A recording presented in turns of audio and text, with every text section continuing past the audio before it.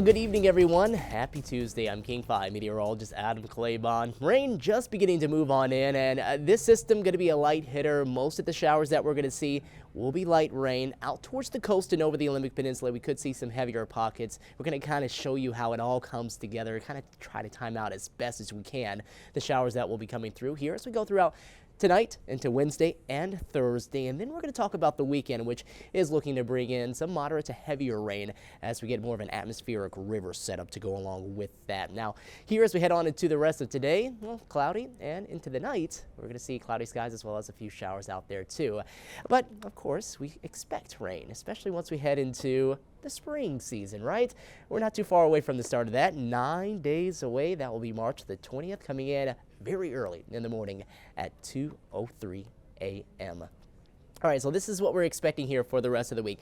Kind of staying unsettled. It's going to be active. We'll see periods of some rain here in the lowlands, most of it fairly light. Snow in the mountains, too. We'll get a decent dose of that, and we'll talk about that here coming up soon, but also kind of breezy, and most of that wind chance is going to come in into the weekend with that stronger system. We're also going to talk about this chance of viewing the total lunar eclipse. This is something we're going to try to update you on day after day here as we get closer and closer to the event.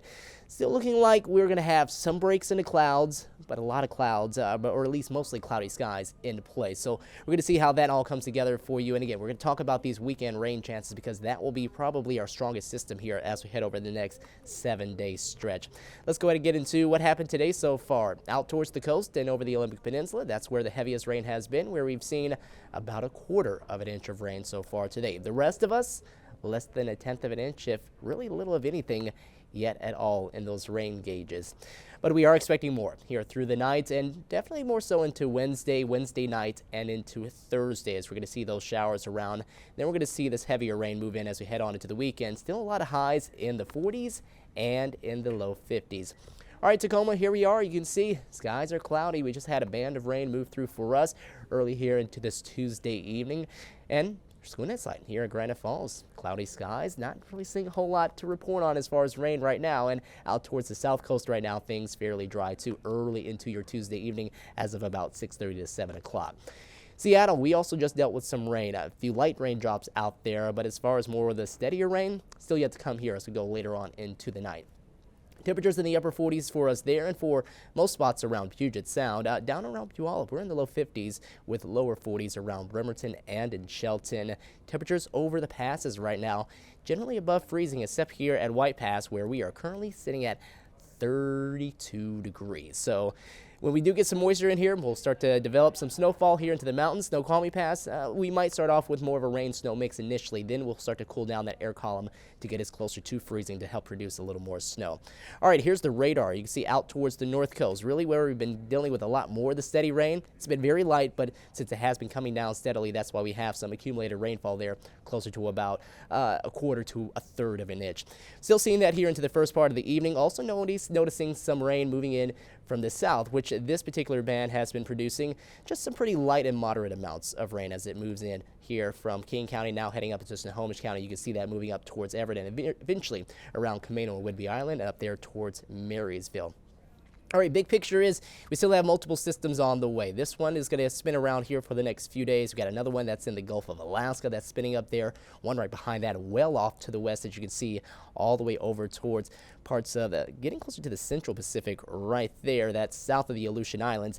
And then there's one even not on the map right there that is even farther to the west. That will be the one helping to produce the heavier rain as we head on into the weekend. And that's something that we're going to talk about here coming up pretty shortly.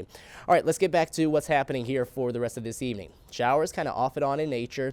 Steadier and heavier stuff is going to be out here towards the coast, where we do have more of those yellows and darker greens showing up. So out that way, central and north coast, expect some of the higher amounts of rain.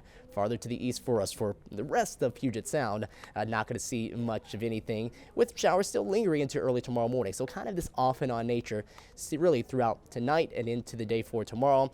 We start to see some of those lit up, and then they come back yet again, and then we'll head into tomorrow night, where I think we are going to be seeing probably the better chance of seeing steadier rain here as we go throughout that time and into early Thursday. So that's going to hang with us into early Thursday morning. Then behind that, we do notice that we start to see a break in at least the steady rain, but we are expecting still some off and on showers to be in place. So kind of a showery sort of afternoon with a weak disturbance right there. You can kind of see that spin of the atmosphere moving through towards the late afternoon. Wanted to show you the timing on this, though, as we go deeper on into the night, because we get closer to that eclipse time, which is starting up at about 10:30 and then 11 p.m., midnight. We have some showers around, and that will mean that we'll have a chance of maybe keeping things pretty cloudy. But you can also see kind of like here and there, just a few blips and dots showing up where we do have some clearing skies, like right down there around Olympia, Tacoma. What I can tell you is that that's not an exact depiction on how this is going to work and how this is really going to come into play as we head into Thursday night and early into Friday morning. But it's kind of a general theme that we will see some of those breaks in the clouds as we head into that time. So for viewing that total lunar eclipse, you might have to be there and really be fixated on where the moon is, and hopefully you get one of those breaks so that you can see it as it starts to happen. So we'll continue on into late Thursday night into early Friday morning. You can see another system trying to work its way in here.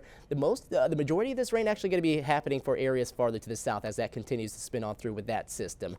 Now, rainfall amounts with this anywhere between about a half an inch to an inch in most of our locations, and that includes even out towards the coast. So pretty widespread general theme and range here for the area here in western Washington.